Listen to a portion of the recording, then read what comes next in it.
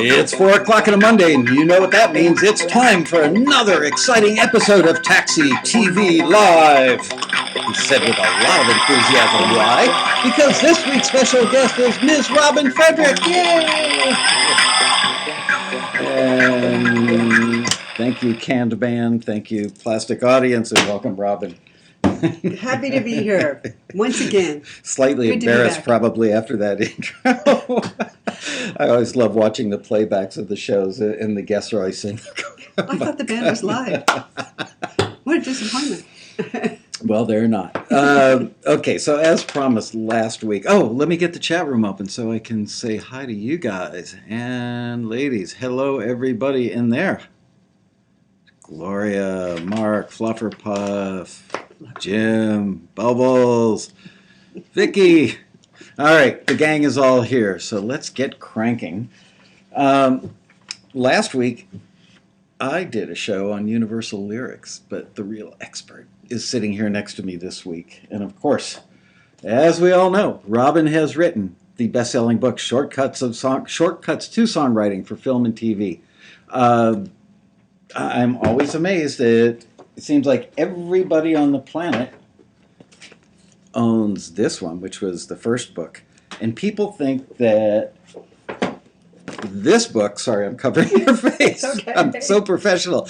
People think that this is some sort of sequel. It's really not. It stands on its own. And I'm telling you, well, first of all, you guys know, I guarantee if you ever buy one of Robin's books, because I am the publisher and I make a couple of bucks per book, and if you buy one and you don't like it, send it back in resellable form and I will refund your money.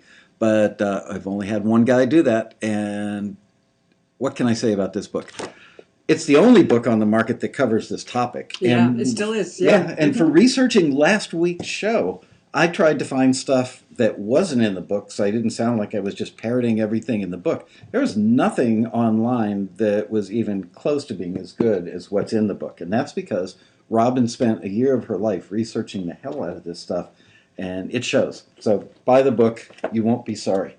Yeah, and what we're going to talk about today is a lot of the stuff that totally surprised me. Remember when I first came to you with the idea and I said, I'm not sure if there's enough for a book here. Right. And then I got up to page 300 and I had to make myself stop writing because it just kept going and going and going. The difference between writing for hit radio and writing for film and television and how you do that, how different the songs are, and how much we love that the style for film and TV, especially the singer-songwriter style where you can, you really can get emotional in your songs for film and television, and we love getting emotional because we're songwriters. A lot of people have pointed out to me in the last year more than ever that they hear songs that go, especially in TV shows and especially in dramas, and clearly they don't fit what you and I would call the film and TV song format. They're just regular old songs. Sometimes they're hit records that are used, and I always justify that by saying it was a hit record. They want it in the show partially for that reason. Obviously, it needs to work. The other reason I find is that very often the stuff might be source music coming out of a jukebox 50 feet away, and the lyric really doesn't matter, and the song form doesn't matter. It's all about creating that, beer spilled on the floor, peanut shells everywhere, and cigar stink. Or cigarette. I'm so glad you brought that up because that was actually the first thing I wanted to talk about. So run with that. Exactly. Well, source music, which is the music that comes out of what a DJ is playing at a party, or you're hearing in a yoga class, or at a bar scene, or car radio, any of those scenes in which the source of the music is in the character's world, which is why we call it source music. All what the song needs to be is what would be playing realistically from that source. It's funny, every time I look at the camera, you look at me, and every time I look at the camera... We're out of sync. We are so need to sync up. Okay.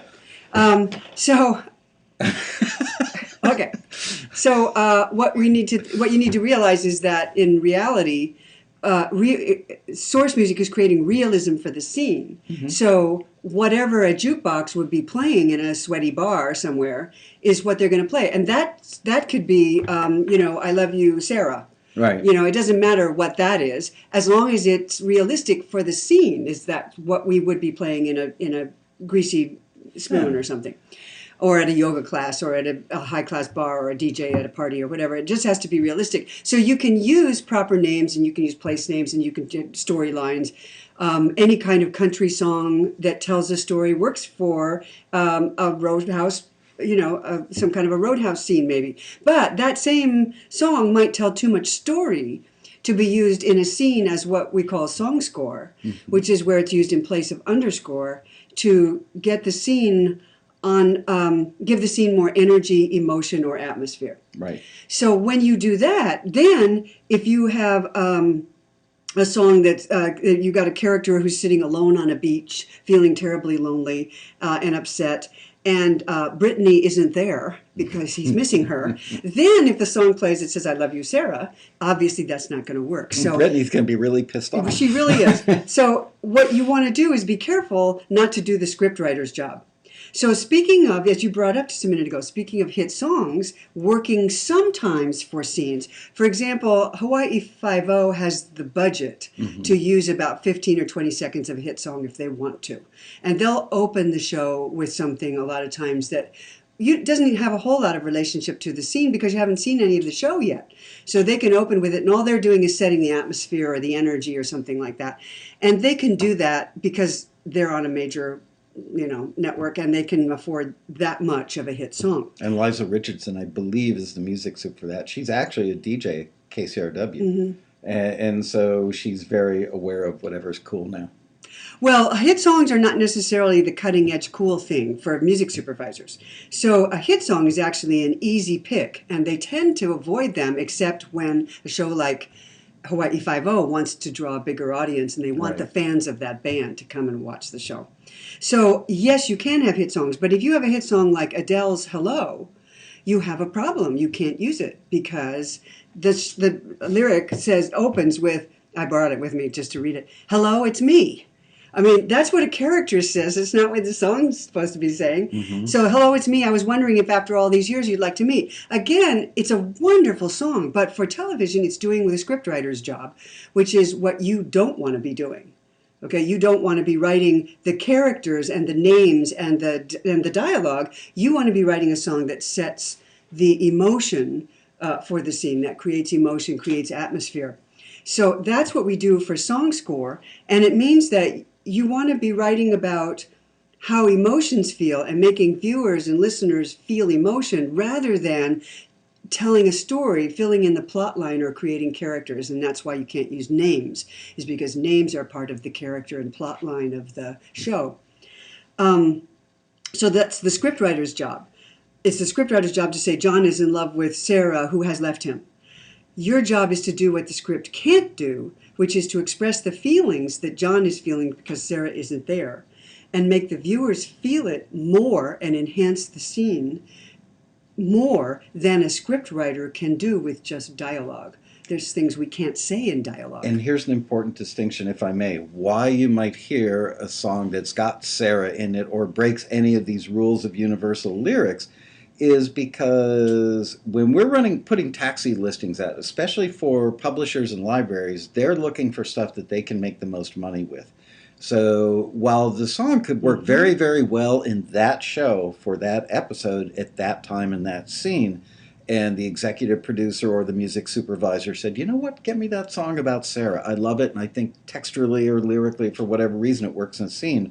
A library might not want it because it'd be tough to pitch for a lot of stuff. And so every time they sign something, they want something with a lot of possibilities. Libraries are looking for the maximum number of pitches, songs with large numbers of pitches. So when you send them a song that might be used in one scene somewhere or might be used as source music only, they aren't so interested because they really want songs that they can pitch both for source music and song score. So you want to cover both bases. However, if you have an album out there as an artist and you have a couple of singles that could be played on a jukebox or a car radio or a yoga class or any of those things, you can pitch those. But music libraries themselves, there may be uses for those, but music libraries will generally look for songs with the maximum number of pitches. Yep. So see if you can there's plenty of hit songs that actually are very useful. I'm going to quote a couple later on. Very useful for film and television because they really do focus on emotions only. It happens that the Adele song is such a good example of what a script does and not what the song for film and TV should do. So I made a note, and I have very few notes today because, frankly, I could go out and hang out with the staff and just let Robin do her thing. But universal lyrics can be a little bit ambiguous. The definition can be very ambiguous. I've seen it amongst staff members, even panelists at the Road Rally, even music supervisors. Some people think it means that that the lyrics, and obviously in the context of a song, could be used in several kinds of scenes. That would be a universal lyric. Others think it means avoiding references to specific names, dates, times, places, brands, and profanity, which we put in many, if not all, of our film and TV related listings. Yet others think it means that lyrics that are universally relatable. And I'm not going to lead you, and the winner is? Well, what's interesting is that a lot of people think that universal means generic or familiar. Keep it vague so that a lot of people can imagine what they want into it. And it's actually not that at all. Let me give you an example of a great universal lyric, and then I'll show you the tricks that he's using to do that. This is Noah Gunderson. He's a singer-songwriter. He's been in a lot of TAXI singer-songwriter listings. He's very, very good. The song is called First Defeat. And I'm just going to read you the first two verses, and you'll totally get what he's doing. This is a good example of a universal lyric. I get to look at her now. Yes, you do. It's the first defeat. It cuts you to your bones, knocks you off your feet, and you discover that home is not a person or a place, but a feeling you can't get back. Then the second round throws you to the floor, leaves you stuttering, what the hell was that for? Takes you by surprise, like the bullet you never saw coming. It's a great picture, evocation of loss and betrayal. Mm-hmm. He's talking about what someone is feeling, not what happened to them to cause it. He never talks about what happened to cause this. As the song evolves, you realize that it's a relationship, and the other person is coming and going and isn't real dependable. But and it doesn't have to be a love relationship. It could be a brother that betrayed him, or a parent, or So the specifics of the storyline, as you just pointed out, the specifics of the storyline are not set by the song. Mm-hmm. The emotion, though, is really clear in the song: loss and betrayal. And he never says, "I feel betrayed." And that's the wonderful thing. If you want to check this song out, he never says, "I feel betrayed." What's the title one more time? It's called It's called First Defeat, and he says the first defeat. It's the first line of the song. It's actually not the hook of the song, and as you go through this, you'll find that first he keeps this idea of defeat going through the whole song. So that's why he calls it First Defeat. Here's how dumb I am. I thought it was a song about a bunch of people going swimming. First defeat. Go into the water. Bada boom. I want to be sure, yes. Not that universal. D-E-F-E-A-T, defeat, as in losing a battle, losing a fight, losing anything in your life, being betrayed, losing love. Was that the verse lyric or That's the verse. Chorus? Yeah. Wow. This will be and then the hook is, "This will be the last time, this will be the last time, this will be the last time you take me home." And it's beautiful. And it's really got a refrain. It doesn't really have a chorus on it, like a lot of film and TV songs. It doesn't have a big, scene-clawing chorus on it that grabs your attention and holds it, like Hello by Adele has a chorus that just leaps out at you. And it would be very difficult if you put that in a scene because it would walk all over. It's going to steal it, yeah. Walk all over any dialogue, forget that. That's a really important distinction because so many people think that I've got a great song and you, the supervisor, need to hear it because it sounds like a hit record. That can almost work against you. Yeah, you're right. I mean, here's the thing. I played at the Road Rally one year. I played a same scene with two different songs under it. And one of the songs was "Reasons to Love You" by Miko, which is a very sweet song. Her pitch is a little iffy, and it's very lullaby-ish and cute and youthful. And then I played the same scene with Etta James.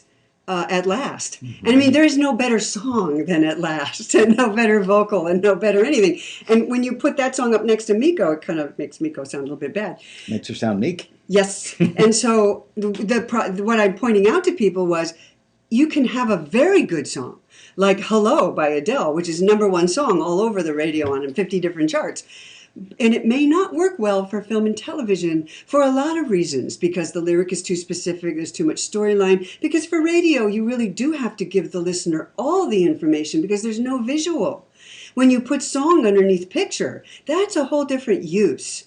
And that's what I think people don't realize is that, and I didn't realize when I started writing that book, which is the film and TV market is a different use for your song than radio's use for your song. At the Road Rally in 2015, this last year, you suggested that I do a presentation on the differences between hit songs and film and TV songs, and that's what I did. And I learned more doing that. And I put up Rachel Platten's Stand By You, which is a great radio song, but probably wouldn't work for film and TV because she keeps raising the pitch so much. And the vocal keeps getting more and more assertive and emotionally, it would steal the scene. So instead, they'll use a song like All We Are by Matt Nathanson, which barely has a chorus on it, but it has a beautiful refrain line that sums up an emotional situation for all of us that we can all relate to, relatable by everyone, which is all we are, is our friends and our family and the life that we have and how we choose to live it. And when you listen to All We Are by Matt Nathanson, there's a long instrumental section in the middle. It's never made for radio. It flopped at radio. But that didn't mean it wasn't a wonderful song. It just didn't fit radio use. And then it was featured in many TV series, about 6 of them, and in particular in NCIS, in a wonderful scene that it closed NCIS, a very important episode for NCIS. So if you want to see that scene and hear that song to see how these are used, you can go over to tunefind.com, look up Matt Nathanson, look up the song All We Are, and underneath it, you'll see a list of shows it's been used in, and one of them is NCIS, and it'll describe, it's the last scenes. And so if you want to watch that on Netflix, you can, and just fast forward to the end of the show if you want to, and watch the closing scene of that episode and how All We Are is used in that episode. It's really interesting. It's a verse, it's the refrain, it's the bridge, and the refrain again. Which is pretty rare that a bridge makes it in. Mm-hmm. But that's why your song has to be good top to bottom, even if you think they're only going to use 10 seconds of it.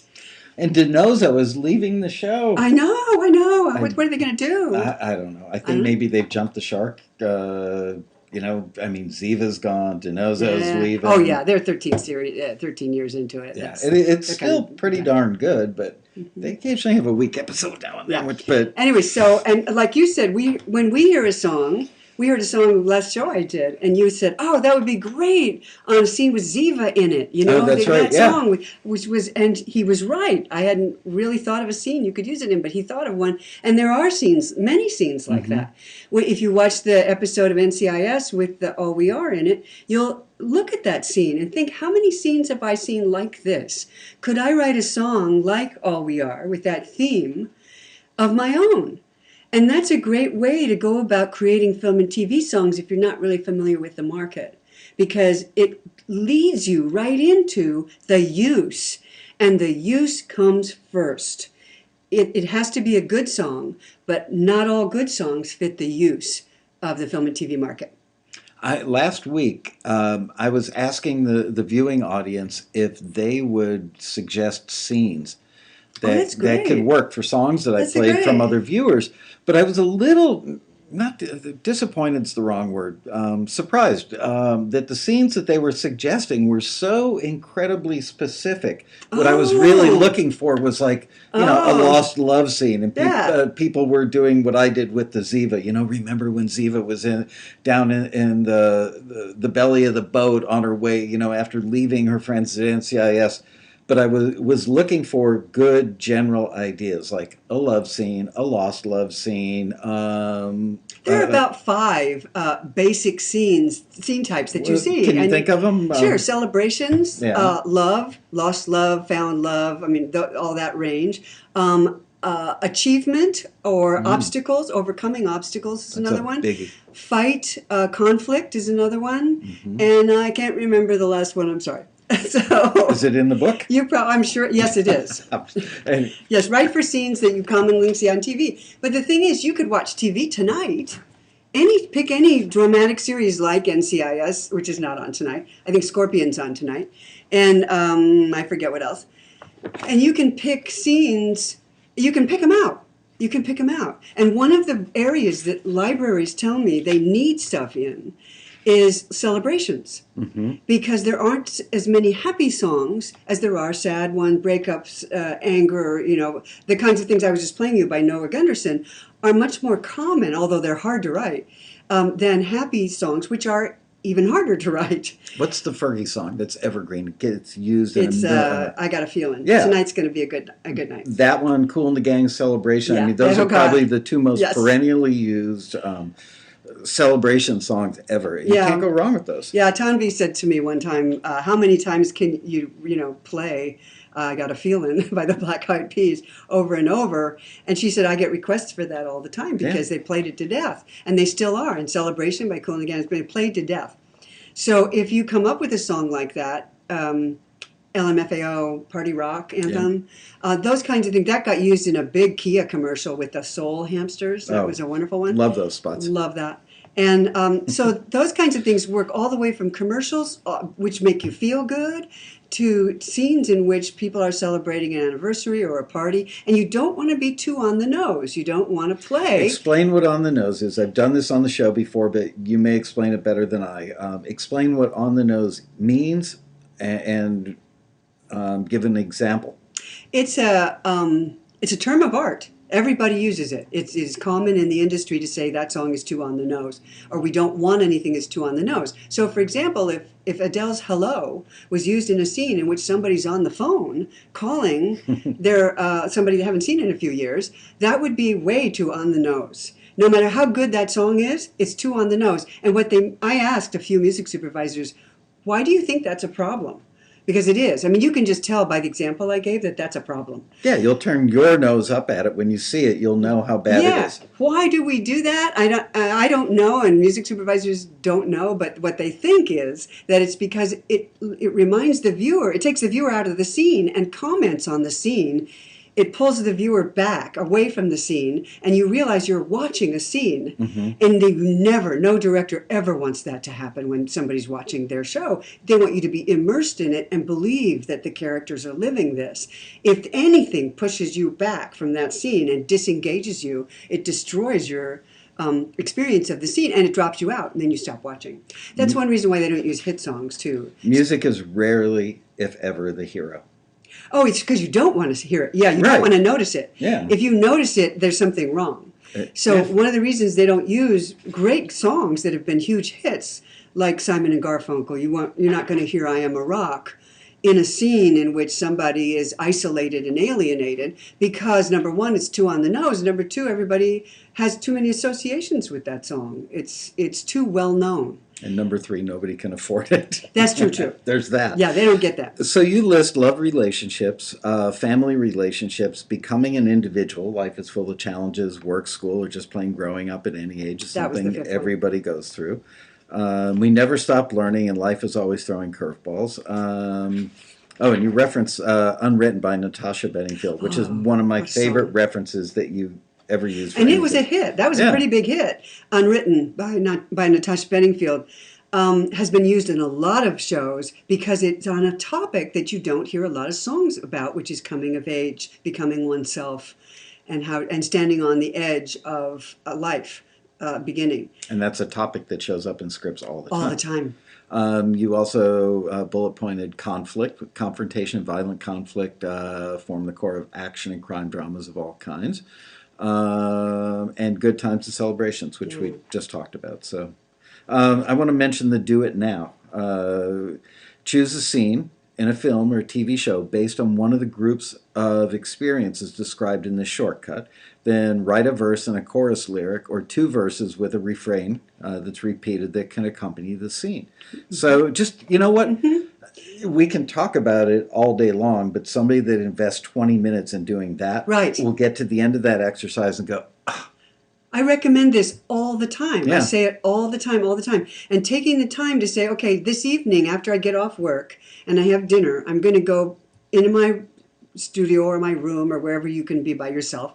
And I'm going to go through maybe Netflix and pull up a scene until I find a scene that's interesting to me that I want to write a song for, turn the sound down, and then write a song, write a verse and a chorus that would enhance the energy, emotion, or atmosphere of that scene. That exercise alone will teach you teach yourself, because it's all about you Right. teaching yourself. Nobody can teach you. You have to do it to understand what the use is for a song. I remember when the light bulb went on for me, and somebody was telling me about daytime soaps, and they were selling a lot of songs and getting a lot of placements in the soaps, and all the songs were about emotions. And suddenly the light bulb went on, and I got it. That's what the use is for these songs. So if you want, one other thing that book does is it talks a lot about how to write about emotions, because that's the obvious question. Yeah. If I'm not writing a story and I'm not writing, you can do character songs also. Sometimes they'll play a song like Troublemaker by Weezer underneath a scene from Psych or something where you have a kind of troublemaking but lovable lead character. But mostly these songs are about emotions, and the question is, how do I write that? Because what do I say? I like you. I like you a lot. I really, really like you. It just doesn't even work. It doesn't make a dent. It doesn't make him like me anymore, and it doesn't make him feel what liking feels like. Right, but if you describe what it feels like to like me, or Feels like, you, feels like, yeah. So, for example, when we were just looking at the Noah Gunderson song, one of the things that you heard was a lot of lines that have actions. This is what the feeling does to you, or this is what the feeling makes you want to do. So it cuts you to the bone. It leaves you stuttering. It makes you feel homeless. All those things were in that Noah Gunderson song that made you feel like, oh, I understand. That I can relate to. If you just said, I feel betrayed, the audience is just kind of sitting there going, oh, yeah, so? Because why should they care? But if you say it cuts you to the bone, there's a level on which you really can't shut that out. You go, oh, that's chilling. That makes me feel cold. It's almost poetic, but doesn't quite cross the line of some poetry is just like, what did they mean? How do I interpret that? But this is poetic in the way it's delivered, and in the kind of, it touches on a nerve. It's to make the listener feel more. Yeah. And poetry isn't necessarily about that, although actually I really think that it is. But what you want to do is mix exactly what you were just saying, that it's poetic, but it's not, and the way we keep it from being pure poetry, which is a little harder to understand and takes time a lot of times. You have to really sit with it and read it over a few times to really get the effect. Songs, you're not able to do that with. You have to keep the listener with you in real time. So a lot of times what we do is we mix very conversational language. I mean, you'll hear very conversational songs, like the Adele song, Hello, how are you? It's me, And that song has a lot of power to make you feel something. But it's a mix of very conversational with the occasional poetic line. So, for example, let me give you some examples. It's conversational to say, I really like you. Let's take that example. But it might be better to say, you make me want to live this night all over again. You make me want to do this. This is what this feeling makes me want to do. Let's say that a conversational line is, you hurt my feelings. You can say that in a song. Please do. You hurt me. Then the next line might be, I'm going to erase your name and forget your face. It's just, this is what that feeling makes me want to do. I'm going to get that tattoo taken right off of my butt. Yeah, exactly. That it makes me want to do this. So in a sense, it's examples of what this makes me want to do, or it does to me. They're like making it real for the listener. Vague. It's kind of vague to say, I can't get through to you. But you could certainly say it in a song, and you hear them in songs. So, don't say, you don't want to give the impression that all of these songs are highly poetic. They're not. They're very conversational, a lot of it. But then you'll get to the third line of the verse, and all of a sudden you'll go, you built a wall in your heart, and I can never tear it down. And all of a sudden the listener goes, oh, like that. It feels like that. So expressing emotion has a lot to do with giving examples of what it makes you feel like doing, which listeners can relate to, or giving images. I am a rock. You know, everybody knows you're not really a rock. You know, but it's that sense of silence and alienation and lack of motion, of being caught in one spot. I am a rock. I am an island. Nothing touches me, you know, and people understand that. How do you, it's very difficult. I mean, I've been around you for, gosh, I don't know, years and years now, probably a decade or more. And you know, I know so much, I've learned so much from you. And I know so much from dealing with this stuff every day. Yet on last week's show, I had a hard time articulating how to identify a lyric that wasn't universal. I could say, well, no, I could say that lyric doesn't seem universal, but I couldn't give an exact reason why in every line. And how are these folks supposed to study their own stuff and judge it? Is there any sort of uniform test or list of bullet points that they can go down and go, nope, it doesn't do that, or yes, it does do that? Here's the I know thing. that's a tough question. Well, it is a tough question, and I do the same thing. I mean, yeah, you just do it better than anybody I've ever met, though. I mean, it's part of your DNA, and it's not for the rest of us. Well, it's because you know, if you do it and you do it a lot, you run into exactly the same problems that everybody has. I mean, I wish I could do this on my own songs sometimes. Most of the time, it's really hard on your own songs. It's really hard. So, yeah, I think that even Hello, I mean, even when I sat down and really took a close look at Hello, when I got to the chorus, Hello from the Other Side is broad enough to be universal. It doesn't tell the story. It could be any kind of other side, that sense of otherness and distance. Hello from a distance. You see that in a lot of scenes. So, yes, you could. This thing could work. I must have called 1,000 times to tell you I'm sorry for everything I've done. The chorus of the song actually is fairly universal. So you can't say that a song is or isn't. But when we write songs, not being an established artist or having a big track record, we have to make sure that all of the song works. Because they may not get through your first verse. They're going to get through Adele's first verse because they want to use that chorus. Right. And they've heard the chorus on the radio already. They've never heard your song. So your song comes on and the first line is, I met you on the bus bench on Thursday afternoon. Even if the chorus is usable, next time I see you, I'm going to tell you I love you, might be universal enough, but it also is kind of like, well, next time, you know, it tells too much story. Right. So how do we know there's going to be a next time? Yeah, I found myself writing that in a chorus. It was the first line of my chorus. Next time I see you, I'm going to tell you, you know. And I thought, shoot, I love that, but I don't think it's going to fly with my favorite music library or my favorite music supervisors. They're going to say, I don't have a scene for that right now. I really like it, but I can't use it. And then they'll forget about it, and when a scene like that does come up, they'll probably use a song that has much more universal lyric to it. So the truth is, I stopped working on that song. People think that they get rejected because everybody's so picky, and they're going line by line by line. Gee, I can't believe just because it's got these, you know, this one verse or half a verse that's unusable that you would reject my entire song.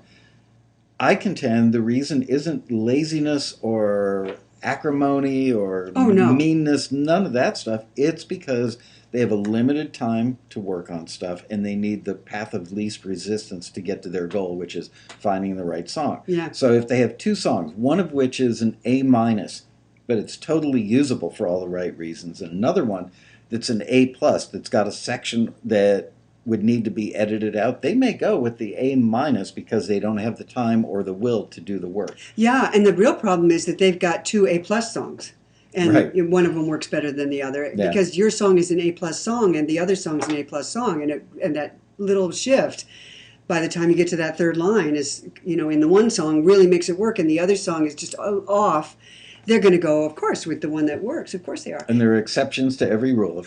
So we don't get any emails about this. Yes, there are times with music supervisors that'll work really hard to make something work because the part that does work is so right. Yeah, yeah. But more often than not, they're up against, especially for episodic TV, they're up against really, really tight schedules. Yeah. And they go with the path of least resistance. They won't settle for dreck.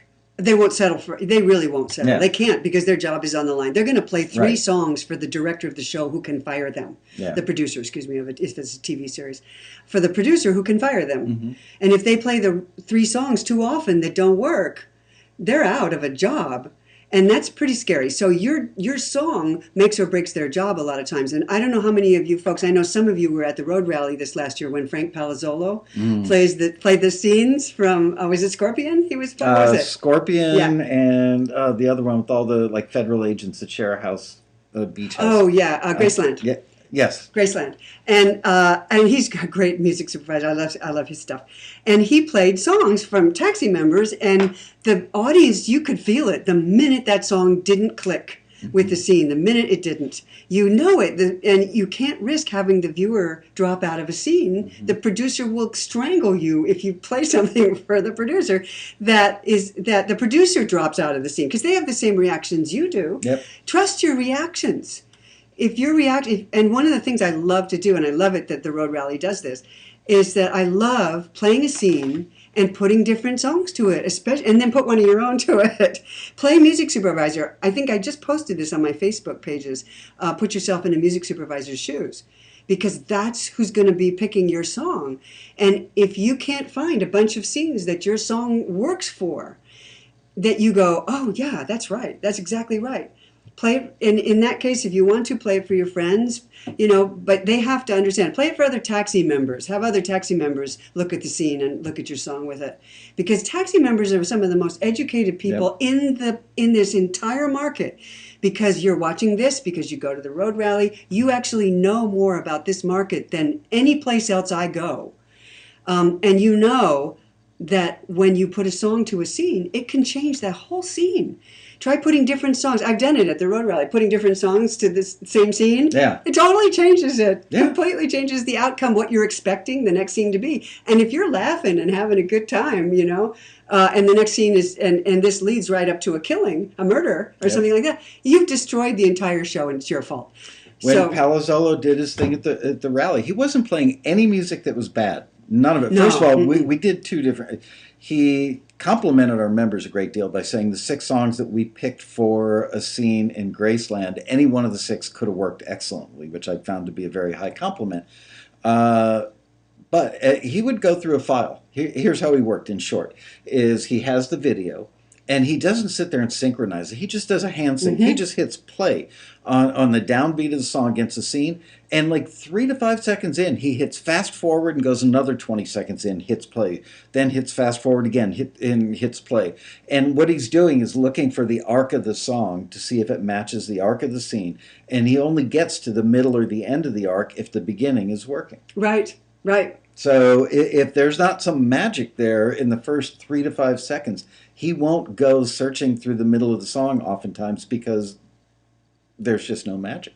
By the way, this is one reason that music supervisors like SoundCloud so much. It's Right. because they can see the waveform. You've heard this too. They'd say absolutely. this. They can see the waveform, and they're going to go past the intro. They're going to listen to some of the verse with the scene. Then they're going to go straight to where the waveform grows.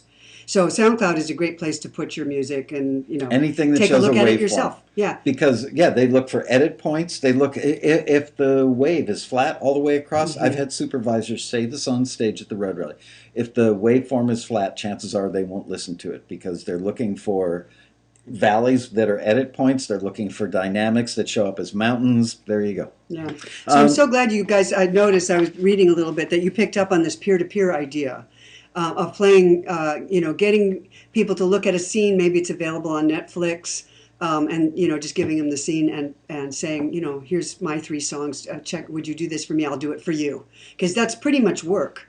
That's a lot of work. So this is a lot of information about how the market uses your song, how the market determines whether your song will work for it or not, and then of course how fast all this happens. It's just they zip through it and they know really quickly, and you will too. You will too. Your instincts are right. Trust them, but you have to use them. Somebody's asking the question. I'm not sure if they're asking both of us cumulatively or you or me, but they said, do you ever know the shows we post for? And if you mean, That's you. Yeah, do we know at Taxi which shows that we're running listings for, yeah, oftentimes we know if it's a music supervisor, direct-to-music supervisor thing. If it's a publisher or library, we don't know most of the time where they're going to pitch it. Sometimes we get calls or emails from libraries that say, I've got an open door and there's a hole in an episode of Orange is the New Black and they need something by tomorrow, so then we'll know. Most of the time when we know, it's coming from the supervisor or the coordinator, sometimes the exec producer of the show. But here's the thing. I mean, that's the backwards question to be asking. And Michael knows that, and he just wants you to know how things work here, but that's backwards. What you want to be doing is getting out in front of the listings. And that you do, there's a couple ways to do that. And one is that you watch the listings and see what they're asking for. So when I was watching Noah Gunderson being asked for a lot, I was sitting there listening to Noah Gunderson because and figuring out what's the vibe, because that means that music libraries and supervisors are looking for that artist for series that are in production, probably will continue. And in general, there's more than one series using that style of music. Yeah. So when we saw a lot of Black Keys, we still do. Mm-hmm. Black Keys, Black Rebel Motorcycle Club, Band of Skulls. When you see a lot of those, relatively speaking, you start doing those tracks. Do the instrumentals, do the song, do the whatever it is. And I know a lot of you can do this and do it really well, and have a little stash of your, Sons of Anarchy's off the air now. But that doesn't mean Graceland isn't using these, because they are. Yeah. And Orange is the New Black, and I mean, there's dozens of these shows. Anything with grit. I just heard a great TV commercial this afternoon on my way over before I left the house. It was Nissan. I think it's called Nissan Now. It must be the name of the commercial. And they were using a gritty Black Keys, really good, and I swear it sounds like the stuff you guys do. What was the context? What was the commercial about? Like an off-road thing or something? No, actually it wasn't. It was Nissan's 5 new cutting-edge cars. It was kind of urban. I know which one you mean. Really grabbed my attention. The reason that they're using it, I've seen that spot, is because they're appealing to a demographic. You're right. I barely saw the commercial. I heard the music and I went, "What is that? What's that?" I think all the cars on commercial are all red. Yes, they are. Yes, they are. They're appealing. That's right. I saw that and immediately said, okay, they're going for a demographic. Yes. So watch those commercials. Don't mute those commercials. Watch them, because that's another style. You're going to hear a lot of singer-songwriter. More now than ever, I'm hearing a ton of it. Singer-songwriter style and that kind of Black Keys thing. And if you can do that and bring your own spin to it and, do your own thing, do what you enjoy and what you're good at. Don't do what you're not. Don't go where you don't have strengths. Follow your strengths and create a little stash of those things.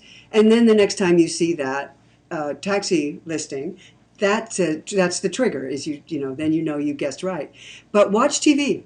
Watch TV, because that's the other way that you know. Somebody asked, I was on a panel last Sunday in Santa Monica, and somebody said, what's the best thing I can do to write songs for film and TV? And I said, watch a lot of TV. Yeah. And go to TuneFind. That's a great thing. Michael was the one who told me about TuneFind originally, and I just live on that website, tunefind.com, and go look at the shows that are in production and and go listen to the songs. Make a list of the songs, go listen, oh, that's the signature of that show. And then go listen. Maybe that show's not right for me. I can't do that kind of thing. But, this show might work for me. When Parenthood was on, that was an acoustic-based singer-songwriter style show. And that ended. And then those producers went right into About a Boy. And then that ended. And now those producers, I think, have a new show that's coming up.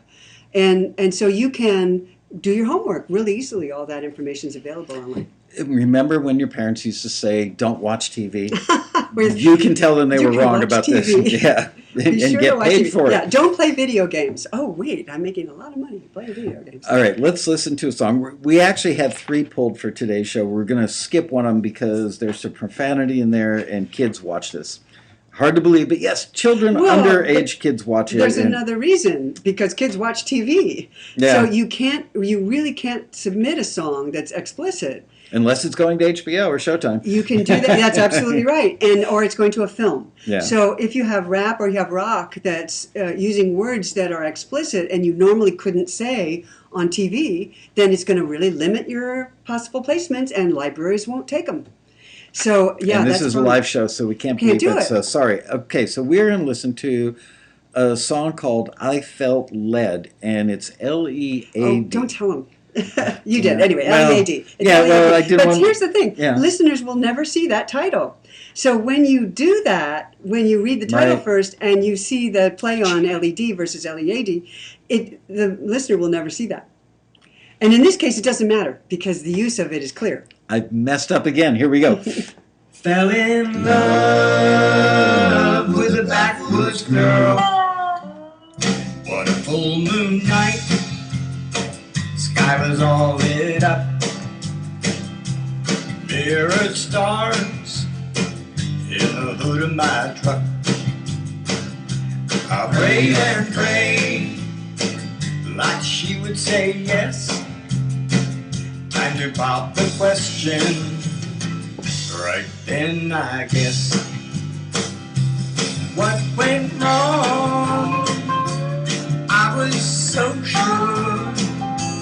Thought I was led there by the Lord. She was in the swing on her daddy's front porch.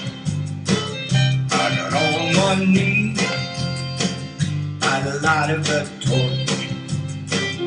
And as the words fell out of my mouth, her gun-toting paw yelled, "Not in my house!" Great. That's I great. felt lead, hot lead, coming from a shotgun blast. I felt lead, but instead got this burning in my ass. Fell in love with a backwoods girl. Should have taken more time to confirm the word.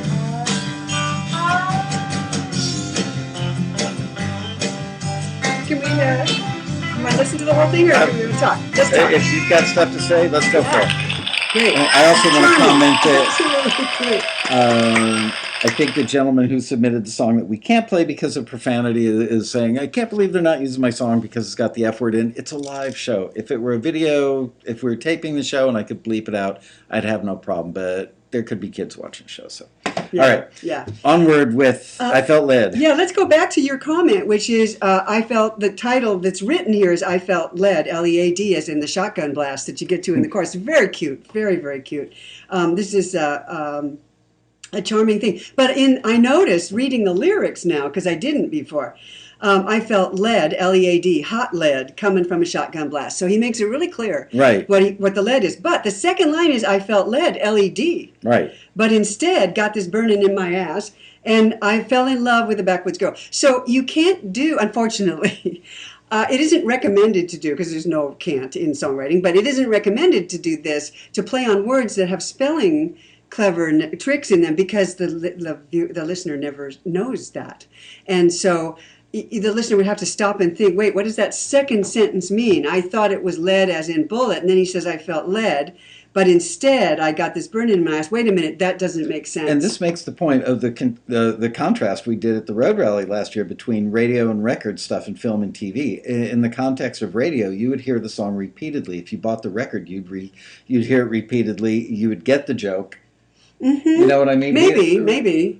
When it's a spelling joke, it's really hard for listeners, unless they read the lyrics to get that second line. Certainly they might not finally figure it out. Yeah, certainly not going to get it in the context of a TV show flying by one time. Yeah, exactly. Very well put. Yes, repeated listens, you might get it. It's a very cute, clever, funny thing to do, and the whole song has a delightful character style to it. That's really backwards. I love the fiddle. I love the whole production on it, and the vocal. Although there's weaknesses in the vocal, it's a character vocal, so it works. It is the character that would be singing this song. Mm-hmm. So that works for me. The issues with film and television have to do with, for example, the very opening, full moon night, sky was lit up, mirrored stars in the hood of my truck. We have too much storyline for film and television. And that's what we were talking about. You can have a good song, but it doesn't work for the market, for the use that they have for it. It's not a universal lyric. Yes. Because of that. Yes. It's taken out in the first verse. right away. So if a music supervisor listens to this, very first two lines, they're going to stop. They won't even jump ahead to the chorus because it already stopped its use. They might check out the chorus, and when you get there, I felt lead, hot lead, coming from a shotgun blast. Again, that tells story. Mm-hmm. So remember that for film and television, we want to go towards emotion, and so the emotion behind this song is not nearly as much fun as the song itself. I mean, I wouldn't even recommend changing the song. It's so cute. And it is what it is, and it's right for what it is. So that's the trick of writing for film and TV, is right from the beginning. You want to be writing songs that express the feelings rather than the story of what happened. So there's even dialogue in this, and he even does it in the character Not in My House. It's actually the dialogue. So this is actually a scriptwriter's song, not a song to go underneath a scene. Could it be used coming from a jukebox in a roadhouse? Probably not contemporary.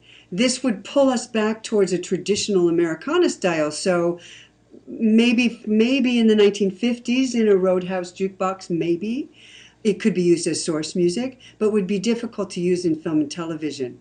But a fun song for you as an artist to post on YouTube and start building up followers and people who enjoy it. Shoot a video, an easy video to this, and have a lot of fun with it. And I think you would get a lot of people who enjoy it. People are saying, well, not people, just Russell Landwehr. I'm kidding, Russell. Dukes of Hazzard, Smokey and the Bandit. Mm-hmm. Now, let's do a little exercise. What if you wanted, and I'm not saying that the gentleman should rewrite the song or redo it, but I'm just saying as an exercise to help people think about the difference between universal and not universal, which this song is not universal. The underlying emotion is, I'm scared, I'm running for my life, right? Or something along those lines. So if you wanted to take a song with this rhythm and this kind of chord structure and have it summarize, how would you make this into something? Wipe these lyrics out. Take the rhythm track and the concept behind this. Could you create a song that's about being scared, running for your life? How could you universalize it?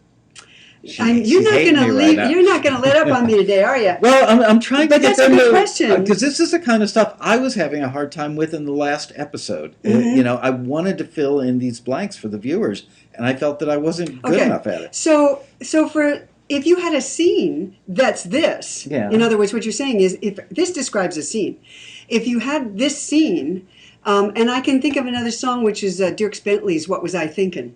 Mm-hmm. That tells a similar story and is a much more up-tempo song. You could almost drop the lyrics off of the Dierks Bentley song and just play it as an instrumental for a scene like this. This song's a little slower and more deliberate, a little more period, a little more Americana. So it wouldn't probably have the energy for that scene in terms of how the melody, the pace of the melody and the pace of the song. So the first thing I would do is change the pace of the song. In other words, you've written a song, if you're watching, you've written a song that is self-sufficient unto itself. It works fine. If you tried to put this under the scene that it describes, it would probably be too slow. So then if you wanted to write something new, I would not try to rewrite this one. I would write something new. I would take a look at Dierks Bentley's "What Was I Thinking" and let it suggest, because it's not just I'm scared and running for my life. It's also humorous. There's a funny character about it that nobody really takes it seriously. So it has to be both upbeat and kind of fun and really high energy. So start there. Start with your energy in your track and then lay the lyrics on top of it that say things like, what was I thinking was such a great line. I don't know how to beat that one. And essentially it's the same story, but you can't tell the story. You got to say, man, I guess I was up too late last night and fooling around, and I got to head down. I got to get going out of this town. On the road again. I was thinking it might be a funny song to play underneath a scene like that. I'm just hitting the road, got to be on my way, don't want to stay here because it's got too dangerous, kind of thing. And just keep it fairly relaxed and fun, but really, really upbeat and energetic. The lyrics I'm thinking of aren't particularly universal. I'm thinking, I keep coming back to Weezer. For a scene like this, Weezer is a great band for this kind of stuff. Which And song? Can you think of one? Troublemaker. Okay. Because that's what he is. Right. So this is more of a character song. I'd probably go there with it rather than trying to go for emotion. Because emotions, I'm not sure you could say... so you're going to describe the guy yeah, more than you're going to describe what the probably so. guy is feeling because of the context of a scene. Yeah, and there's plenty of scenes that have troublemakers in them. So you probably could get a song about a troublemaker that works. Didn't know what I was getting into is another tack that you could take. Didn't know what I was going to get. The unknown. You know, how did I step in this? How did I manage to step into this? Here I go again, jumping over that cliff. I never know what I'm going to be doing tomorrow because I just can't tell. I just don't think about it. What was I thinking? It keeps coming back to Bit off that. more than I could chew. Yeah. Okay. So that you give us a general feel of the kinds of, I took a risk and it didn't work out for me because it never does, that kind of thing. And you'd probably be okay for a scene like this. Let's do another song, and this one, should I not tell a title? Or there's no play on words, so... I'm just watching this. Oh, okay. Yes, gotcha. Somebody is looking at whether they can copy that or not. This is also archived, so you can watch it again anytime. Right. All right, this one is called Hold On. Okay. And here we go. Hold on to every word I say. Let go. The fears that draw away your love is long, long gone. Long, long gone. Is this what you want from me? Yes, I do. Is this all you really need? Yes, it's true. I guess it's what I do believe, 'cause I'm holding on to you.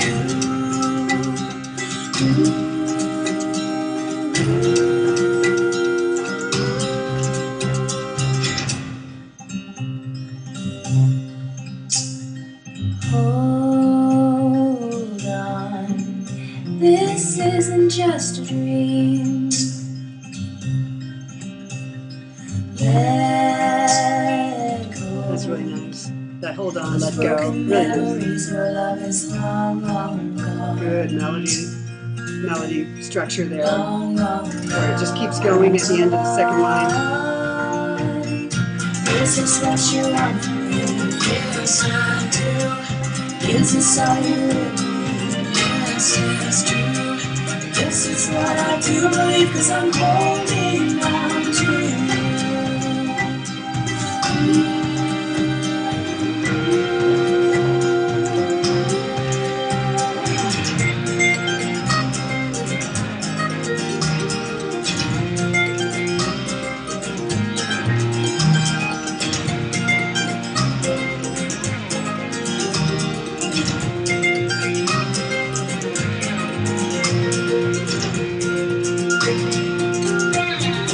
Is this what you want from me? Yes, I do. Is this all you really need? Yes, it's true. Guess it's what I do believe, 'cause I'm holding on to you.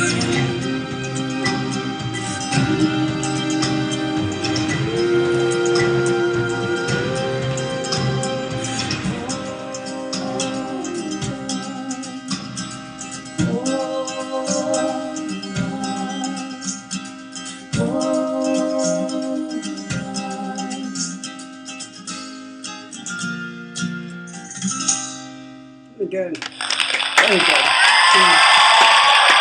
Oh no, I killed the ring out. Damn. Sorry. Really good. Very, very good.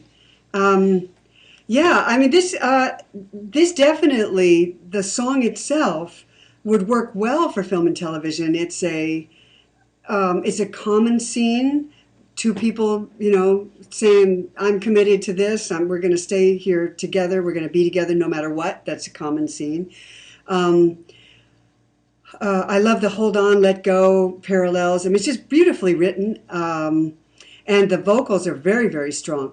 I want to talk about the vocals for a minute. But one thing about the chorus, I mean, the lyrics really work very well for film and television because they stay, is this what you want from me? Yes. Is this, but you don't say what it is that you want. It's just that it's this commitment to each other. And that works great for lots of scenes. Beautiful verse melody. Hold on, hold on, hold on, and stretching those words out and let go, paralleling that pattern in the second line. And then the end of the second line, the fears that draw away, or love is, let go the fears that draw away, or love is long, long gone. And the melody just continues right from the end of the second line into the top of the third line. It's really, really nice. Just so you know, I asked Michael if it was okay if I just plug my email newsletter 1 second here. And that's, I do a songwriting newsletter every 2 months. I just put out my new one, and it talks about exactly this melody trick because Adele does it in the verses in Hello. And melody patterns and those kinds of things. You can sign up for my email if you didn't get it. Just go to my website, robinfrederick.com, and you'll see a little sign-up form on my website. And people often write to me and misspell your last name, so spell it. Frederick.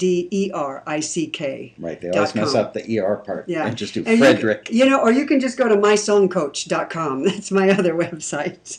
And there's a email form right there on the right-hand side. And I'm just talking about all of these things that I've been talking about, a lot of them that I've been talking about today, including those examples I gave you earlier of conversational lyrics and lyrics that give you examples of what emotions do to you or make you want to do. That's in this current email. I realized something as I was listening this time, because we did listen to maybe 40 seconds of this before the show, and you were talking about the strings were so slick and so kind of rich that they took away to some extent. Right. I'm putting words in Robin's mouth now, but I think what you were trying to say is the intimacy or something that the strings, like, where did the string section come from? Yeah. It was almost too slick for what it was, and then I realized it would have been fine if it were just, because it's like there's a section that's like a fiddle part, like a country hoedown fiddle part that stands out from the strings. And if it had just been that versus the whole string section. Yeah, just use fiddle instead of the strings. The Yeah. strings are beautifully arranged. So let me get back to the song. Thank you for letting me take that little moment there. The production, let's do production for a second because this is so interesting. The production for film and television, the song itself is like a character in the scene. And that's the vocals, the performances of all the instruments. And one of the reasons that these more stripped down productions work well for film and TV is they maintain the intimacy of a scene. Mm-hmm. So when the string section comes in, what you were referring to, and I said earlier was, where's that string section coming from? Because all of a sudden, these two people who are singing to each other, there's suddenly a much larger orchestra or band in the room with them. Right. And you say, wait a minute, that room just got bigger. So one of the things this reminds me of, and one of my favorite duos, is the Civil Wars. Mm-hmm. And this reminds me of just a little bit of Poison and Wine, where they trade off lines. Is this what you want? Yes, it is. It's, I am in your dreams, but I always make you dream, I fool you in your dreams, that kind of thing, where they trade off stuff. And that's what you're doing here. And it's very intimate for these two people to be talking to each other. So when you bring in a string section, especially a slick, well-arranged one like this one, which is beautifully done, it pulls it makes this much more of an album cut because it's standalone now. And I think people would really enjoy it as an album cut. But I think you could also do a stripped-down, unplugged, bare-bones version of this song that might be even more effective than this one is. So try that and put a fiddle in instead of the strings. Have the fiddle just play the string line if you really want to keep it. I would also probably either mix that electric guitar much further back in the instrumental section. Keep the mandolin where it is, but pull the electric guitar much further back. Because again, there's an instrument that's kind of fighting the overall intimacy of the track. It's almost as if the guitar player stepped forward on the stage and took a solo. And that's not you're not in an arena here we're not going to the arena. We're in somebody's bedroom here. I said to Robin when we listened before the show, this reminds me of a Grammy performance. I can't tell if I'm in the frame or not. Reminds me of a Grammy performance because at the Grammys, that's the one time a year that somebody's manager will say, "Okay, I'll budget you for the strings for this." Yes, because it's yes. the Grammys. Yeah. And all of a sudden the lights go on and there are, like 8 pieces of string players, or the guitar player comes out of the shadows. Right. It comes across like that, not in a bad way. It's beautifully handled, beautifully done. It's but just it's not much good too for film big and for the TV. song. Yeah. For the film and TV content. Yeah, for the film and TV use of the song. I think what I would love to hear on this, a couple things I would recommend, and you could do it without, as long as you can mix at home, you can do this. And one thing I would really like you to try is to keep the first chorus just the male vocal. Is this the trade-off? I take it back. It won't work. You'd have to rewrite the lyric. I don't want you to do that. Is this what you want from me? Yes, I do. There's something about that when it's that maybe it's the melody line. Is this what you want from me? This kind of yes, I do feels speaking of too on the nose, feels a little bit too on the nose. I would either make the melody a little more interesting, or have her say something a little bit more interesting, more different. Well, for film and TV, also, it's creating its own script. Yes, it is. You're absolutely right. It becomes dialogue on its own. It is dialogue, yeah. And somebody asked the question, which I thought was really good, just strictly leave the lyrics out of it, but having a duet that are answering each other, does that kill the potential use of a song well, in film that's and TV? why I went to Civil Wars. The Civil Wars Poison and Wine actually got a tremendous number of uses. And it was unique in that it was a duet in which the male and female did answer each other. But the lines are so poetic, and it's so intimate that you just don't even notice that there's a duet going on. In my previous newsletter, which is why this reminded me of it, I was talking about how duos are very, very popular right now in film and television. Civil Wars really kind of launched this. And now we have the Weepies, very popular for film and TV, Chairlift, The Bird and the Bee, all of which are very popular duos. But they're generally not singing duets like this, where you trade off lines. And the Civil Wars, to my knowledge, are the only duo that's really gotten away with that. Mainly what you do is the harmony thing. The male will sing the lead, female harmony, or vice versa. And that's what you mostly hear with the Weepies. Or you'll hear the verse and chorus of the first with one voice, and then verse and chorus, or verse and refrain sung by the other voice. So I would recommend checking out the Weepies to see how they're handling it. Check out the Civil Wars to see what they did with Poison and Wine that made that work. Because here you're right. To me, it's feeling like there's some weight on her answer that's pulling me out of the feeling of the song and putting me more into a dialogue situation, a scripted situation. You nailed it. I mean, it's a 50-50 shot that it's going to be, first of all, it is its own story. But if you say, okay, that's fine with me as a supervisor, you got a 50-50 shot. It's not going to work, because is this what you want from me? It could be, yes, I do, or no, it's not. Yeah, you know what I mean? And that's the chorus. And then it's too on the nose if it's either one. Yeah. So it's problematic, but it's beautifully done. And I'm not just saying that to be complimentary. It is beautifully done. I listened to this in my car. This is a tough one. This is a tough one, but I would say take a look if you really want to pitch this to film and TV. But you have such beautiful production, which again is not really aimed at film and television, that this song stands on its own as a single, something that you might want to release. Michael was asking me earlier if I thought what the genre is of this song. Did I think it was indie folk? And I don't, because it's not indie.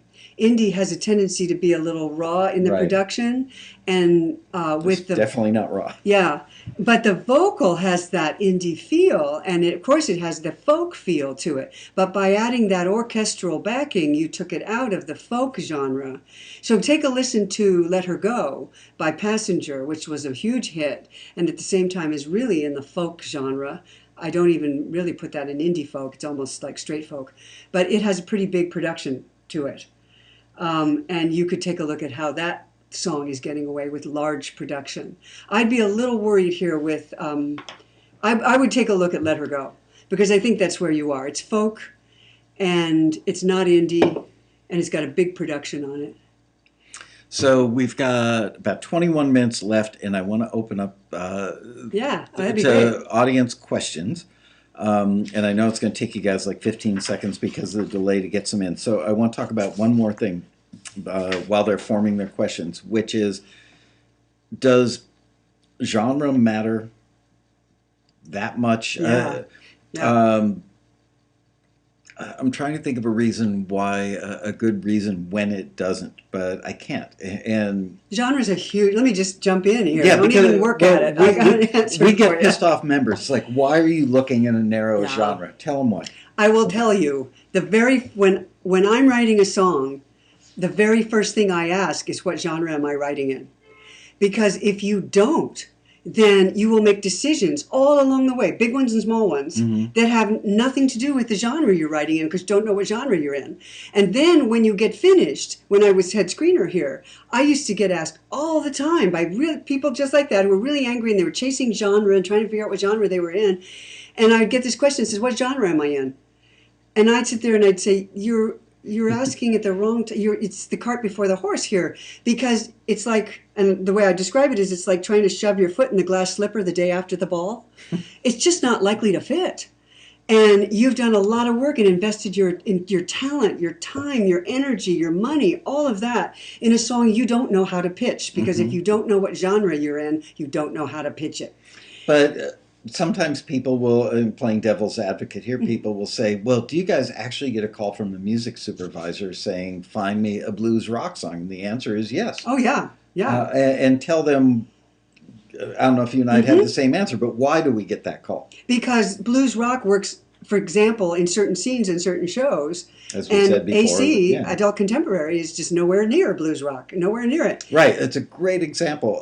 Think of In terms like of trying, vibe. Yeah, think of trying to use an AC song in a scene from Sons of Anarchy in the God, clubhouse. yes. Well, that's one of my favorite things to do, is to drop out, put on that Nissan commercial that we were talking about. You can get these commercials on YouTube. And play the commercial over and over and over, and drop the sound out, and just start putting in other songs and see how it changes your reaction. I did this Volkswagen commercial one time that had a cute song called The Birds and the Bees by, I don't know, Patrick and somebody. It was just cute, quirky, fun Volkswagen. And I dropped it out and I put in a song by Limp Bizkit called Roll 'em. Something, assault vehicle, urban assault vehicle, roll them, it was called. And I put that in, and all of a sudden, every piece of that commercial looked threatening. And before, it just looked like the cutest, sweetest, funnest thing you ever saw. So you can't be so far out. You can't leave that genre, because rock deals with, for example, themes, especially gritty blues rock, deals with themes, uses instrumentation, has vocals, lyric themes and lyric words. Words themselves are different. The way they're delivered, the attitude, the emotion, the vibe is completely different from what you're going to hear, let's say, Adele do in Rollin' in the Deep, which is a wonderful song that's been used a ton. There's a hit song that's been used a ton in film and TV. And it has so much emotion and vibe, and it's wonderful, but you're never going to replace a Limp Bizkit song with Adele. Right. So you can't. You have to know, not only am I in adult contemporary, but I'm also a la Adele, Kelly Clarkson, and You're killing me, though. You're pigeonholing my music. Yeah. And it's, I mean, you've heard it all. oh, sure. Robin, You know what? yeah. For your album cuts, you can write anything you want. But if you want to be a working songwriter and you want some of those album cuts to get placed in film and television, you can put your album cuts up on YouTube and make videos and have fun having people discover you. But even then, if the rest of your cuts are not in this similar genre, you're only going to sell one to people, and then they're going to listen to your other stuff and Right. go, well, I don't like the rest of it. They would come back for more if they thought they were getting Right. more of the same, which people seem to be against. They want to show diversity, and I can do rock, I can do pop, I can do country, I can do jazz. Now that's different. Well, but Here's the thing. If you're going to be a working songwriter and you want to work in a lot of genres to get the most possible placements, the problem is people think they can do it and they don't know any one genre well enough to do it well. Master of all trades. Yes, Or jack and you of all have trades. to, Yeah. you really, and master of none. Yeah. You really can't afford to do that. You have to learn one genre deeply, and believe me, the deeper you get into a genre, the more you'll discover there is to learn. Yeah. So I suggest that people learn a single genre first, then branch off into similar genres. So if you're doing gritty blues rock, let's say, you could probably branch out into a blues, contemporary blues, or indie folk with a strong blues influence, and then start gradually moving more and more out into other genres. But whatever you're doing, you're not going to get from gritty blues rock to adult contemporary I want to easily. grab this question before it Yeah. goes off the screen. Shoot. Yeah, I told you to It's watch it. definitely not a family show now. There Sorry we go. about that. Sorry. See, live, I told you. Question. Last week, there was a lyric comparing something to lasting longer than the stain in my coffee cup. Is that universal? Yeah, I would say whatever, this love will last longer than the stain on my coffee cup. Something like that. I don't remember how I voted on that one, so Yeah, that my line. reputation's at risk. Well, that line. I think I like the line. Yeah. Sure, because that's a metaphor for how long things last. A stain, a coffee stain, actually on your shirt lasts longer than on your coffee cup. I mean, it depends on what they were trying to talk about. But yeah, that's a good image. That would be. For Somebody me, asked what's hanging over Robin's shoulder. It's a little harp and a little instrument from India. Whenever my wife goes anywhere, she brings me back instruments. Oh. And so I hang them on walls and they look cool. Is there still a market for montage songs? Are we moving away from the montage? No, singing? we're not moving away from montage. Montage, you're seeing it in TV series, you see it in film. There's never been a ton of them because it stops the forward momentum of the dialogue because they stand out. They're devicey. And as devices, they tend to draw attention to themselves. So montages are hard to do, but they do it in daytime soaps. They do it in, you'll see them at the end of a show. Oh, Grey's Anatomy. That's basically a montage at the end of that show where Meredith's voice is talking over 2 or 3 scenes getting wrapped up. In a sense, that's a montage, and you see it in every show. So it just depends on whether they want to use that device or not. You tend to see it in certain shows more than in others. You don't need a montage to have a song up full and no dialogue.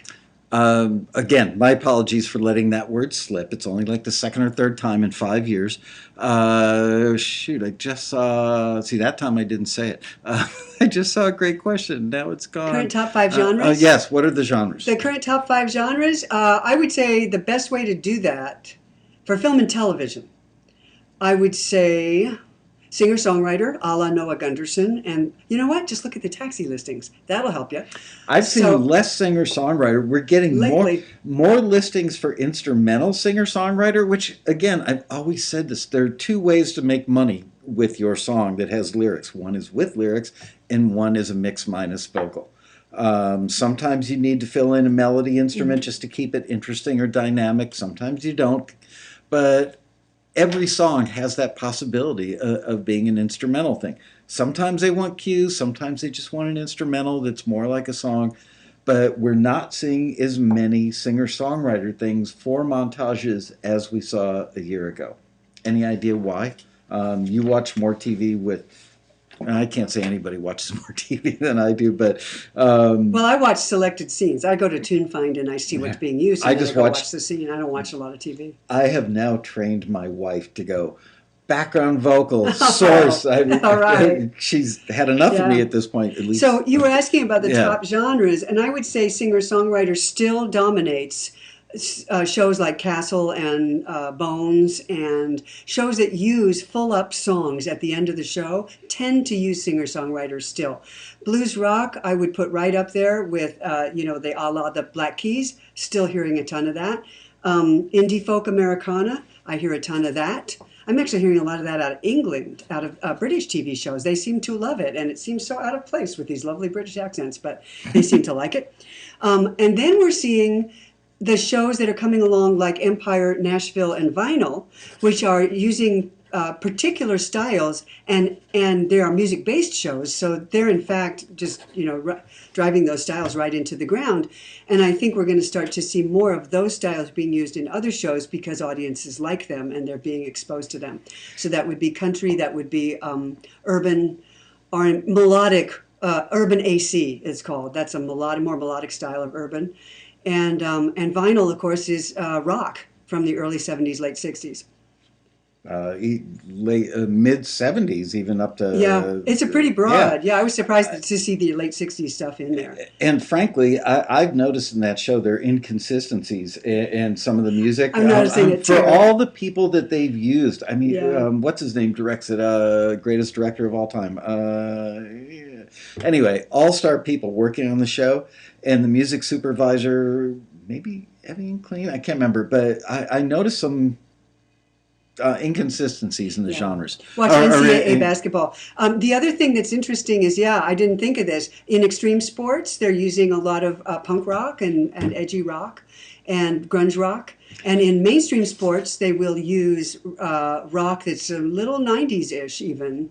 And so that's another genre you could be looking at. That's because they're appealing to the guys who were of age at the time, are now 42 years old. Mm-hmm. Let's talk about shows that are darker and more cutting edge, like Mr. Robot. Shows I've noticed they're using a lot of music that would not appeal to many TAXI members because it's very young and cutting edge and very indie, indie rock, almost, indie alt rock. It's and way disturbing. Out there. Mm-hmm. Some of it is just plain disturbing. So can you find a lot of that stuff on TuneFind so that they can become more familiar with that you can genre? find Mr. Robot on TuneFind. So just go look up Mr. Robot, the TV show, and look at what they're using. And Grey's Anatomy has done that also. Usually the closing song in Grey's Anatomy will be something more mainstream, like an Ingrid Michaelson came out of that show, and Aaron Wright came out of that show, Matt Nathanson, I think, Matt Carney. A lot of people established their careers on Grey's Anatomy. And those songs were the wrap-up songs at the end of the show when they would do either a montage or they would do a voiceover with Meredith. But the rest of the songs in that show, they're using...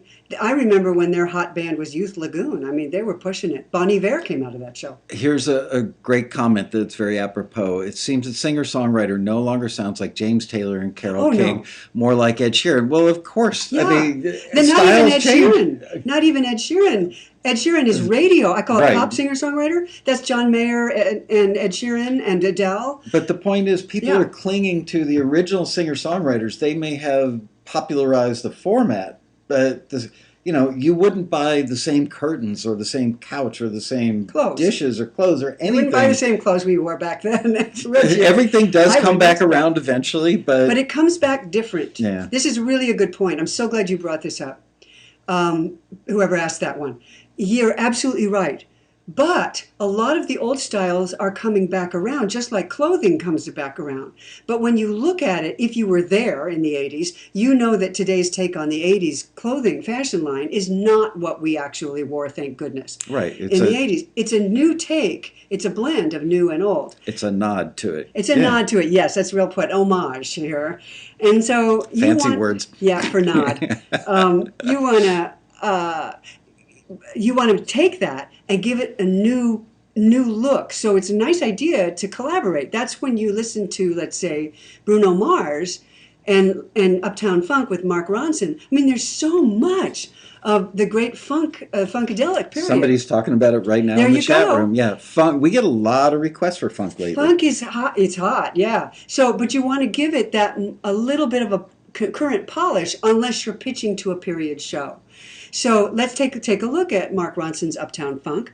Take a look at a song called Classic by MKTO. Take a look at anything but Bruno Mars is doing, because it's also derivative of what you're talking about. But to do James Taylor and give it a contemporary vibe is a little difficult. I don't actually know. I haven't seen anybody do it yet. Somebody will do it and I'll go, oh, wow, that's perfect. Why didn't I think of that? But Ed Sheeran, of course, is pulling right out of Van Morrison. There's no doubt when you listen to Thinking Out Loud, that is Van Morrison. And he's giving it a little bit of a contemporary twist in the melody. I actually did an in-depth on that one Thinking Out Loud. You can go to my website, robinfrederick.com, and go to Study the Hits, Secrets of Hit Songwriting, and you'll see Thinking Out Loud is there. And it just go through that, and it'll point out all the things that are contemporary about it and all the things that are the nod to the period that he's working from, that he admires. Have you watched the show Vikings? I've only seen someone, because somebody asked what the title song was. I don't know. I've seen the shows. I'm changing channels, but I haven't watched it yet. Yeah. But if you want to look at singer-songwriter for today, watch the taxi listings, and when they ask for singer-songwriter, there's a whole range of people, from Christina Perri all the way over to Ed Sheeran. And John Mayer, although you don't see John Mayer's name so much, Ed Sheeran's really taken over that slot. But they should know that we don't just throw those names out there kind of willy-nilly, like, what comes to mind right now? I mean, sometimes it's that the listing party will give us one suggestion, and we'll say, how tight do you want us to stay to that? And they'll say, fairly tight. So we'll go find 2 other things that are fairly like that. Other times they'll go, well, that would be on a playlist. So just know that there's always research that goes into every listing, so those things don't show up by accident or out of laziness or by happenstance. They're there for a reason, but notice that the listings will say in the broad range of, or in the general stylistic wheelhouse of. Mm-hmm. In other words, could your song replace a song by Ed Sheeran and still maintain the same vibe in the scene that his song did? Right, and not sounding like a ripoff of this thing, because people don't want that.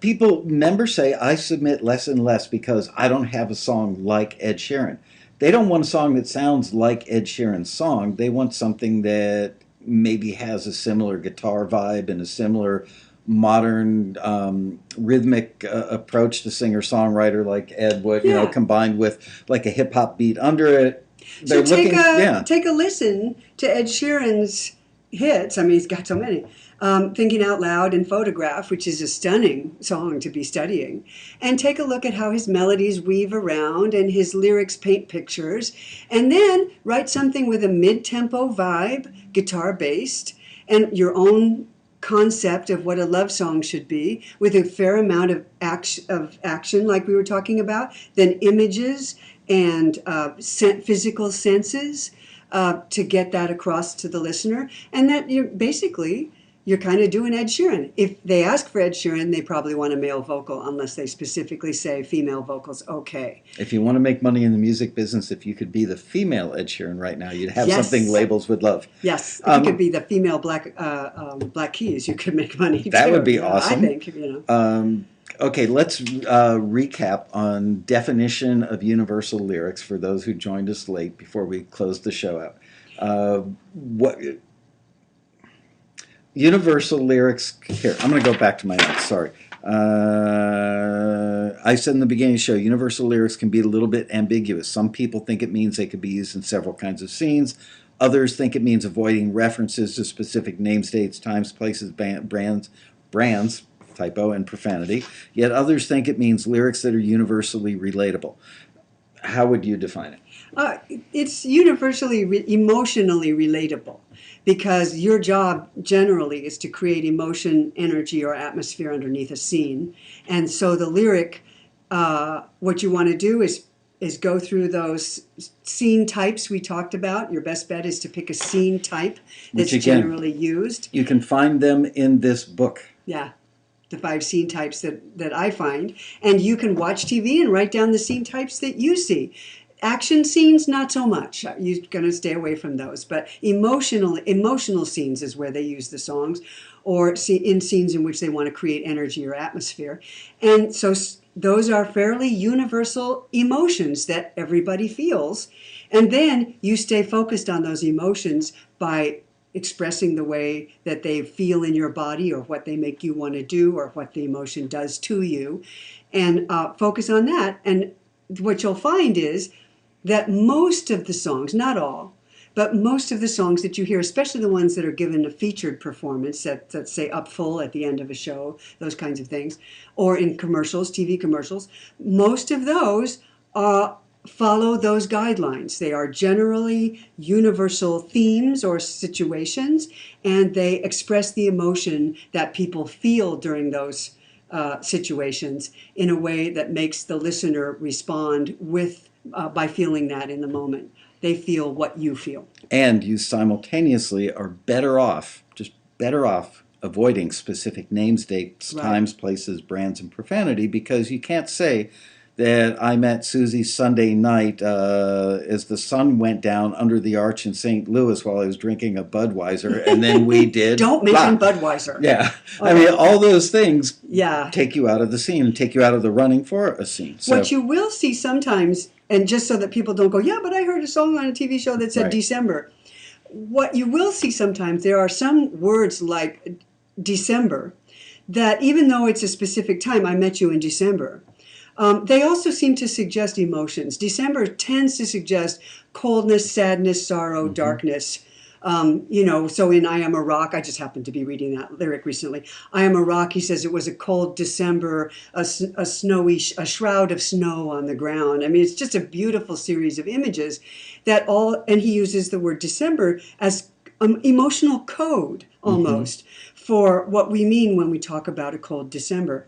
You'll hear Coldplay in their song Violet Hill, which has been used before and very effectively. And they use December in that song, and violet is a fairly cold color, and they start talking about twilight and violet, and the whole thing keeps coming back to this kind of snow and lost feeling. And exceptions to every there rule. sure are, because those words can go either way. They can they can have an emotional meaning, or they can have a specific meaning. And how you use it in your song is going to determine whether it's a specific storyline word or whether it's a word that is code for an emotion, metaphor for an emotion. Well, thank you for doing the show once again. If you've never seen Robin do the Road Rally, you got to come out. This year it's going to be November 3rd through the 6th here in Los Angeles. Robin does a thing in the Grand Ballroom every year. She's at her book booth every year.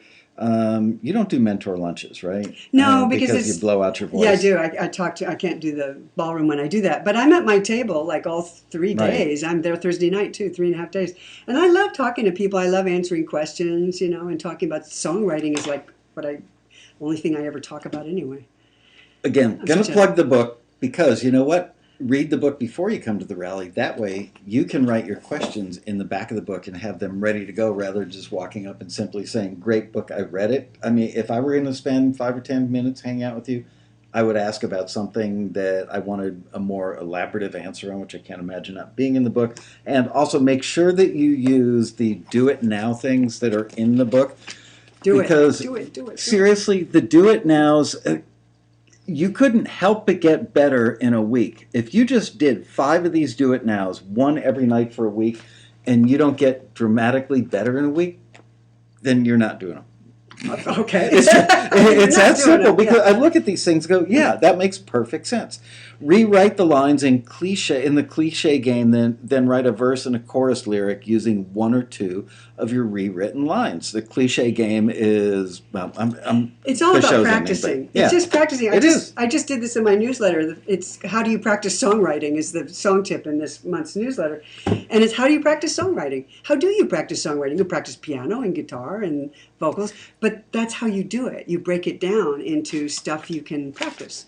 So, I think that people think that you're either born great or you're not. No, it's an acquired skill. It's a craft. It really is. And with that, I bid you guys goodbye. I thank you very much. Thank you. It's always a pleasure. Always a pleasure. And I will see you guys next week for another exciting episode of Taxi TV Live. I almost forgot the name of the show. Bye, you guys. Bye, Bubbles. Bye, you guys.